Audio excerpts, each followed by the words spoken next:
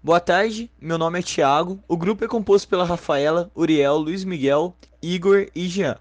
Falaremos sobre o karatê. Ao todo, falaremos sobre sua história, filosofia, cultura, aspectos esportivos, aspectos técnicos e aspectos educacionais. Iniciarei falando sobre a história do karatê. O karatê é uma arte marcial japonesa que surgiu na ilha de Okinawa. A história do karatê começou quando um monge indiano, Bodhidharma, caminhou da Índia para a China a fim de construir um mosteiro budista.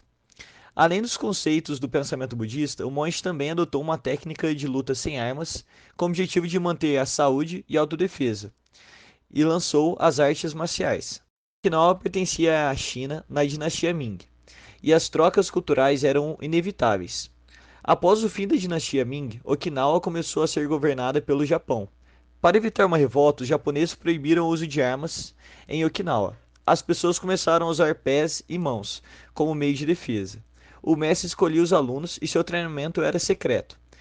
A supressão da elite japonesa foi tão grande que se equiparou à perseguição à capoeira no Império Brasileiro. Em 19, com a liberação do uso de armas de fogo, a história do karatê mudou, e desde então o karatê passou a se concentrar nos esportes e nos alicerces espirituais, e foi introduzido como esporte em 1905. O principal responsável pela popularização do karatê fora de Okinawa é o mestre Gishin Funakoshi. Em 1922, o Ministério da Educação japonesa convidou Gishin Funakoshi a Tóquio para uma apresentação de karatê. Em 1924, a Universidade Keio fundou o primeiro clube de karatê da universidade no Japão. Em 1932, as principais universidades japonesas abriram clubes da arte marcial. Na era do crescente militarismo japonês, o nome foi alterado de mãos chinesas para mãos vazias, ambos pronunciados como karatê, para mostrar que os japoneses desejavam desenvolver métodos de combate japoneses. Depois da derrota do Japão na Segunda Guerra Mundial, as tropas dos Estados Unidos controlaram o Japão e baniram o karatê. No entanto, alguns alunos de Funakoshi acreditam firmemente que o karatê é um esporte inofensivo. Além do mais, alguns soldados estavam muito interessados em aprender essa nova arte marcial. Como os imigrantes japoneses, o karatê está espalhado por todo o mundo. Em 2009, em uma votação do Comitê Olímpico Internacional de Karatê, ele não conseguiu o que era necessário para se tornar um esporte olímpico, que era 2/3 dos votos. Entretanto, houve uma nova votação e o Karatê, o estilo Kumite, estreou como modalidade olímpica nas Olimpíadas de Tóquio 2020. Vou falar um pouquinho sobre a filosofia do karatê. Então, o karatê possui os princípios filosóficos como um dos seus principais ensinamentos, e esses princípios são determinantes para polir o ser humano. Uma vez adquiridas essas virtudes, ela poderá adotar uma postura invejável e assimilará com facilidade a modalidade do karatê. E é baseado nesses princípios que devem viver um praticante de karatê, levando esses conceitos para todos os segmentos de sua vida, seja na família, nos estudos, no trabalho, no convívio ou com os amigos. O praticante de karatê deve manter a mente distante do egoísmo e da maldade, devendo buscar sempre a pureza dos pensamentos, porém, deve estar em alerta para reagir adequadamente tudo que encontrar pela frente. O significado filosófico do sufixo karatê é kara significa vazio e te significa mão, que é a ausência de pensamentos negativos ou inferiores, significando também a arte de lutar com as mãos vazias. Através de muito trabalho e dedicação, o karatê busca a formação do caráter de seu praticante e o aprimoramento de sua personalidade. Cada pessoa pode ter objetivos diferentes ao optar pela prática do karatê. Devem ser respeitados todos eles. Cada um deve ter a oportunidade de atingir suas metas, seja elas tornar-se forte ou saudável, obter autoconfiança, o equilíbrio interior ou mesmo dominar as técnicas de defesa pessoal. Contudo, não deve fugir do real objetivo da arte. Aquele que só pensa em si mesmo e quiser dominar as técnicas do karatê somente para utilizá-las numa luta, não está qualificado para aprendê-lo. Afinal, o karatê não é somente uma aquisição de certas habilidades defensivas, mas também o domínio da arte de um membro da sociedade bom e honesto.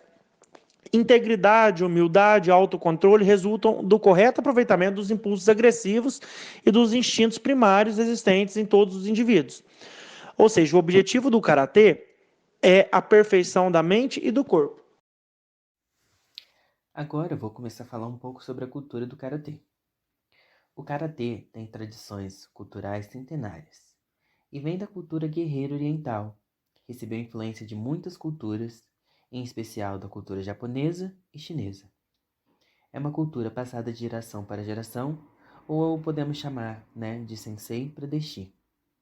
Dentro do karatê, temos os katas. Os katas são exercícios formais que consistem-se de sequências pré-determinadas e técnicas que simulam um combate contra vários guerreiros adversários vindo de 8 direções diferentes. No karatê, temos o dojo. O dojo é a área de treinamento das artes marciais japonesas, porém não é apenas uma simples área de treino. O dojo deve ser respeitado como se fosse a casa dos participantes. Por esse motivo, é muito comum da gente ver os participantes fazendo reverências antes de entrar no dojo, assim como são feitas nos lares japoneses. Também dentro do karatê, a gente vê muitas as saudações. Existem técnicas de cortejo do início ao fim, demonstrando respeito e reverência entre sensei, professor, e deshi, aluno. A inclinação da cabeça é o maior ato de respeito e saudação, antes das lutas, ao entrar no dojo, ao cumprimentar o adversário, enfim.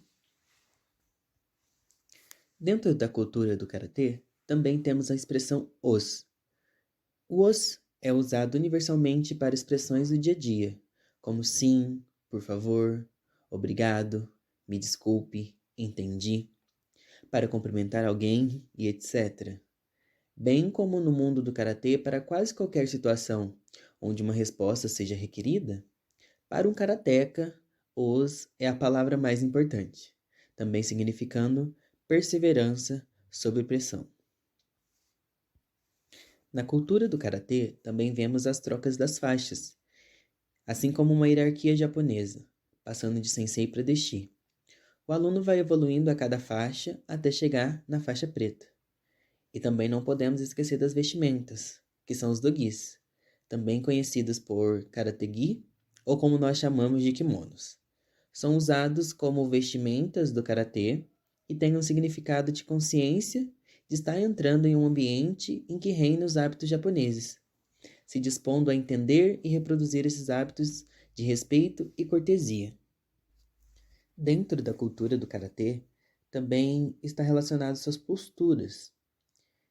Temos a postura Aguraza e a postura Seiza.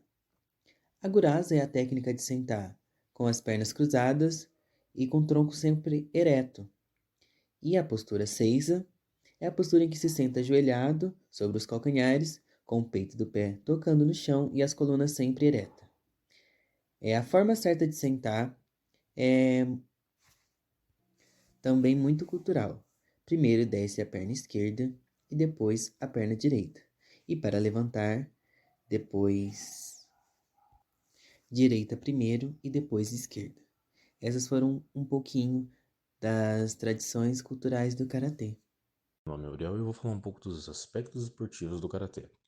O karatê ele também pode ser praticado como um esporte competitivo, muito embora ele não possuía o status de esporte olímpico como o judô e o taekwondo até a presente Olimpíada de Tóquio 2020, realizada no ano de 2021 devido à pandemia do Covid-19.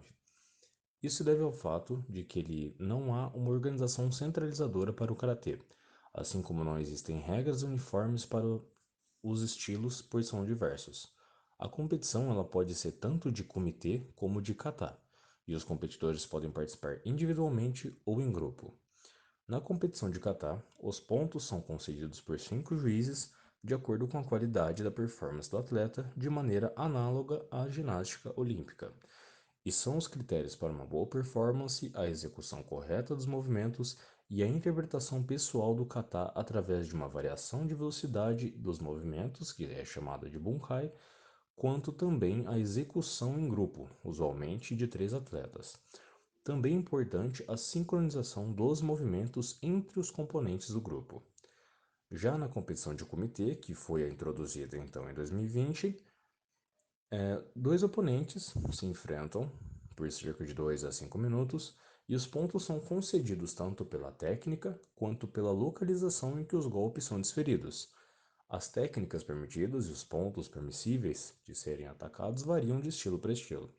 Além disso, o comitê pode ser de semi-contato, como o Shotokan com poses fortes, como também de contato direto, como no Kyokushin, que foi introduzido de maneira mais agressiva. Aspectos educacionais do karatê. A prática pedagógica do karatê pode auxiliar no desenvolvimento das crianças, analisando se essas atividades do karatê implicam na aprendizagem de conteúdos e relações dentro da sala de aula. Assim, proporcionando um resultado positivo, não apenas diretamente ao aluno praticante, mas atuando sobre as relações entre toda a comunidade escolar, e vem sendo usado como uma ferramenta de auxílio no desenvolvimento das crianças dentro do ambiente escolar, agindo para além do esporte, em vários aspectos da vida da criança, sobre a corporeidade, que abrange questões afetivas, cognitivas e sociais, além de proporcionar uma boa forma física. O karatê desenvolve na criança a atenção e ajuda em seu comportamento, que de modo vem ajudar posteriormente em sala de aula. Ele passa a ter uma noção melhor dentre os seus movimentos corporais, controlando suas ações, também através de lemas, ao qual ele leva consigo e difunde constantemente no que faz. Ele auxilia no desenvolvimento das crianças com necessidades especiais em psicomotricidade, através de trabalhos, atividades e brincadeiras. Trabalha muito com conceitos e vem beneficiar a criança. Bom, agora sobre os aspectos técnicos do karatê, o seu repertório está dividido de modo básico em dois grandes grupos: o Go-Waza, que são as técnicas rígidas, e o Ju-Waza, que são as técnicas suaves, que compreendem respectivamente os golpes de impacto e o de controle, sendo que isso não tem nenhuma relação com o estilo. São dois aspectos presentes em qualquer sodalício ou modo de ensinar e aprender a modalidade. O Go-Waza engloba todos aqueles golpes e movimentos em que há explosão de energia, promoção ou absorção do impacto. Já o Ju-Waza se visa o controle da energia da luta e a energia do adversário contra si mesmo e também o controle dele. Além da divisão conforme a natureza do movimento, podem se dividir as técnicas do karatê em dois grandes grupos: o Te-Waza, que são as técnicas manuais, e o Soku-Waza, que são as técnicas podais, e um grupo menor, o Atama-Waza, que são as técnicas capitais. Temos também o Kei-Waza, que é as técnicas de defesa, e o Kogeki-Waza, que são as técnicas de ataque. Vale lembrar que os grupos e subgrupos tendem a misturar-se, exibindo a noção de que uma técnica pode ter vários feitos. Ou seja, o mesmo movimento ou golpe pode ser usado tanto como defesa como ataque. E o que vai realmente prover uma diferenciação será o cenário de enfrentamento. Bom, pessoal, esse foi o nosso conteúdo. Espero que vocês tenham gostado. Qualquer dúvida pode deixar aí nos comentários. As referências vão estar todas na descrição do nosso vídeo. E até a próxima!